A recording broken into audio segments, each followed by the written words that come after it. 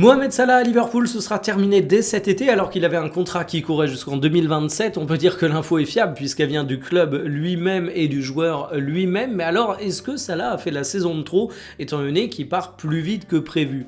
Faut avouer que Mohamed Salah, la saison a été relativement compliquée. À un moment, il a pas mal goûté au banc, ça a amené des conflits avec Arne Slot. Salah a eu des déclarations publiques qui ont été assez mal perçues dans une partie de l'Angleterre. Bref, ça ressemblait quand même à une situation qui était très complexe. Il y avait même des rumeurs comme quoi il pouvait éventuellement partir de Liverpool dès le mercato hivernal. Finalement, il est revenu après la CAN, il a disputé des matchs avec Liverpool et ça s'est calmé. Mais ça fait que son départ cet été, c'est pas la surprise du siècle. De toute façon, Salah, pour se poser la question sur la saison de trop, il faut regarder ses statistiques et il est largement en dessous des attentes.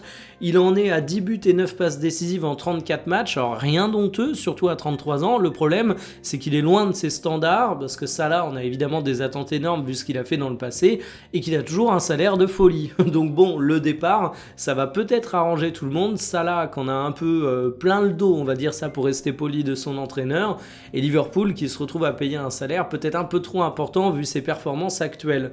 Je suis curieux de voir comment on en parlera dans quelques années, mais pour moi c'est incontestablement une légende du football, Mohamed Salah.